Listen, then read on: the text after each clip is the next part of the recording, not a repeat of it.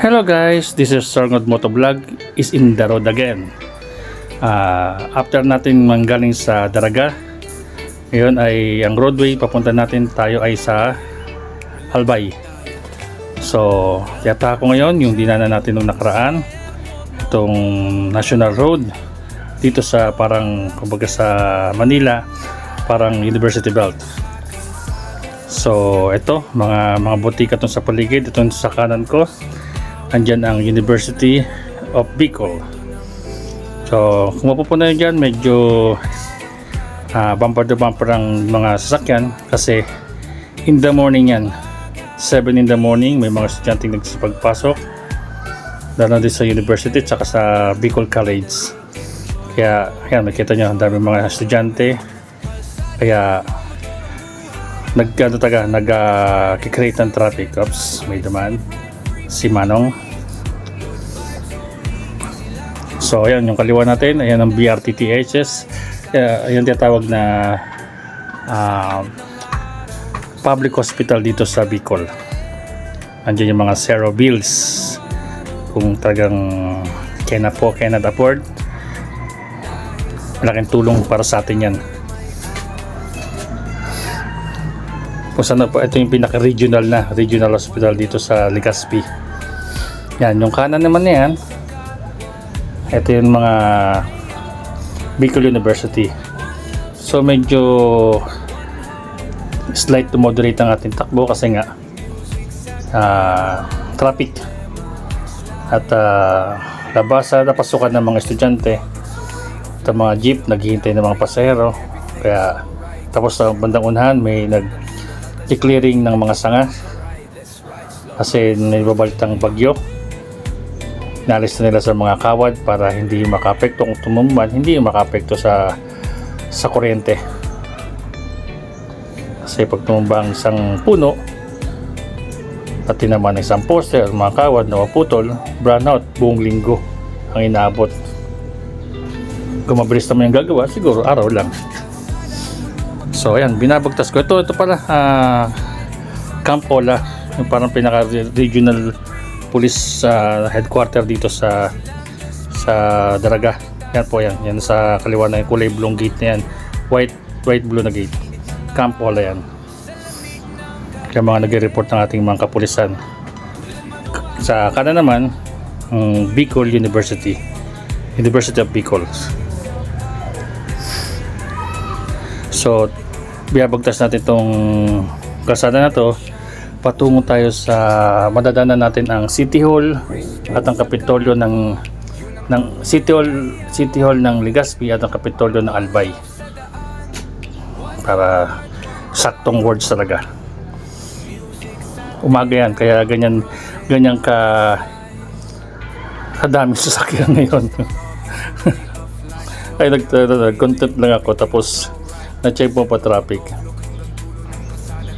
Maga nagising at after breakfast naisipan ko agad umikot. So isang mahaba to, siguro mga 3 to 4 kilometers siguro simula doon sa Daragang pinanggalingan natin. Yan, just basta watch lang kayo dyan. Ito naman yung para lang sa inyong reference lang naman. Hindi naman tayo gano'ng ka-fluent mag-explain, pero base sa ating nakikita, yun ang ating sinasabi. So dyan madadaanan din po natin yung isang cathedral simbahan dito sa isang pinakamatagal simbahan dito sa Legazpi Albay.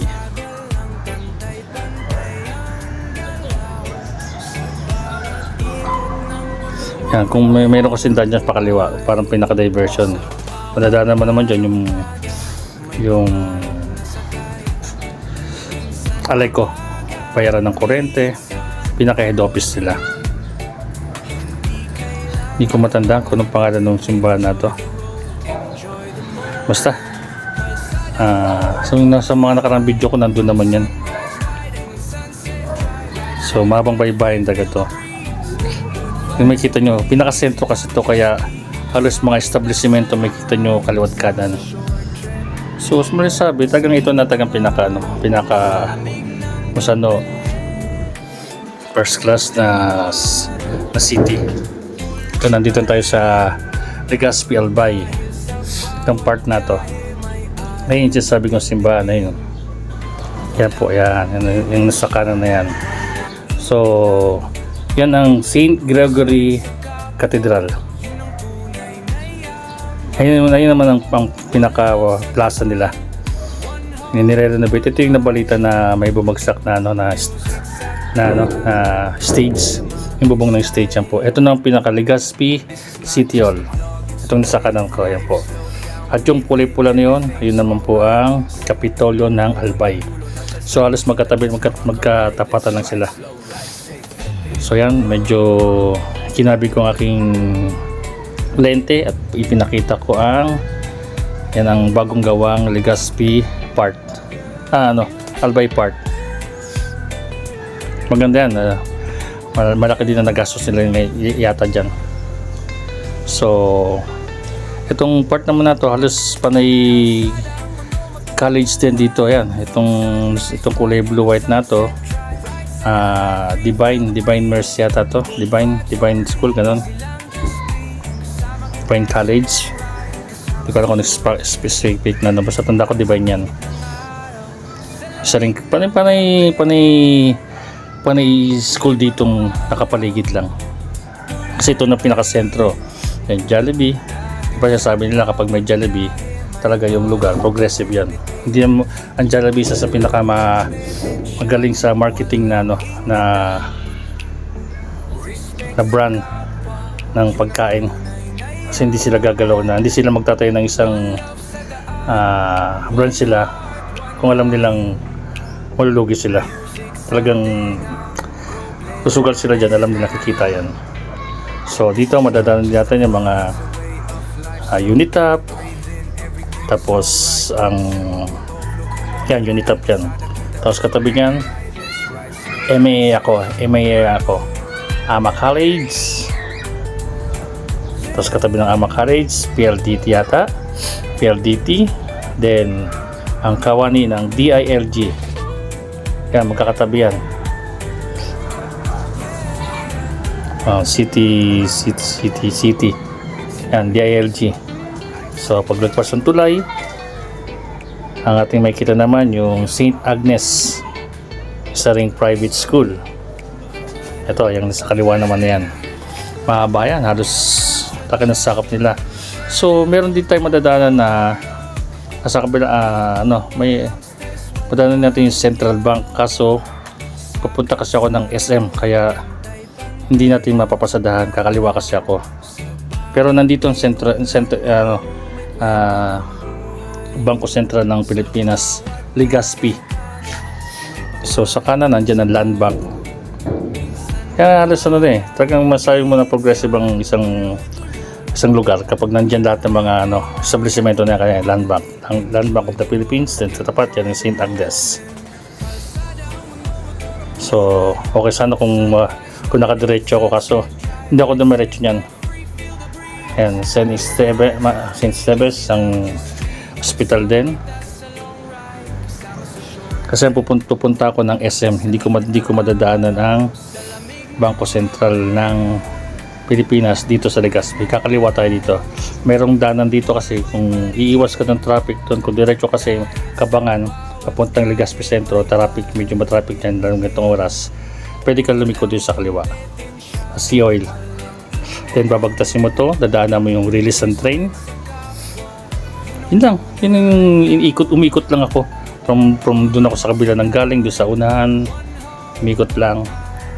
Then ngayon nandito na tayo, papunta tayo sa pinaka nasa gitna ng Legazpi.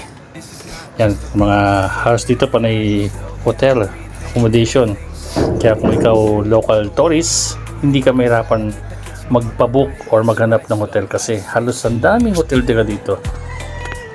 Ang alam ko meron dito mga school na galing sa ibang bansa, ibang lugar, ibang bayan. May palaro yata siguro to. So ito naman yung Riles, ito yung dumudugtong doon sa Legazpi sa kanan, tapos papunta sa Daraga kaliwa.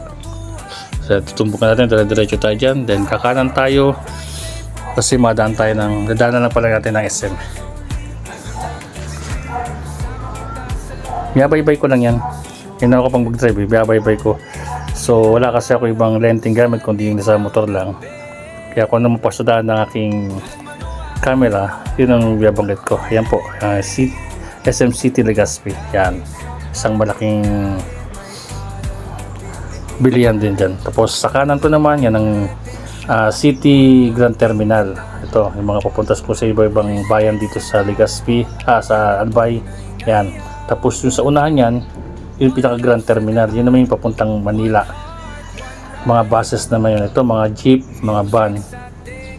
Kabila naman, yan ang sa kanan, yan ang Grand Terminal, yung mga biyaheng bus papuntang Manila. So pag ikaw pupunta nandito ka at uwi ka ng Manila naman, yan, pupunta Grand Terminal lang, alam ng mga tricycle. Tapos ito yung isa sa yan, umikot-ikot lang tayo dyan. Dapat na sa likod na tayo ng SM. Tapos diretso natin na mapunta mo tayo ng Yesiano. Doon na lang pala ako sa Yesiano mapunta. Yan, may bibiliin lang kasi ako. Sabay ko na sa aking pag-iikot. So itong school, yan, may mga ano dyan, may mga ibang bayan na pumunta ngayon. Meron yata silang parang event. So yun lang guys, yun lang pong aking content ngayong araw na to. Bali umikot ko na halos, kung baga sa kung mapapanood mo lahat ng ating video, halos inikot ko ng buong Legazpi at Daraga. Daraga, slide pa lang. Pero Legazpi halos naikot ko na. Pero hindi pa naman lahat ng bayan. So yan, sa kaliwa nandiyan ang Philippine National Police Station. Kanan tayo kasi papunta tayo dito sa Yesiano. Itong Yesiano Mall. Tayo may bibili na rin, sabay na rin natin sa ating pag-ikot. So guys, hanggang dito na aking video. Salamat at sana naibigan yung aking pag-content ngayong araw to. Maraming salamat sa inyong lahat.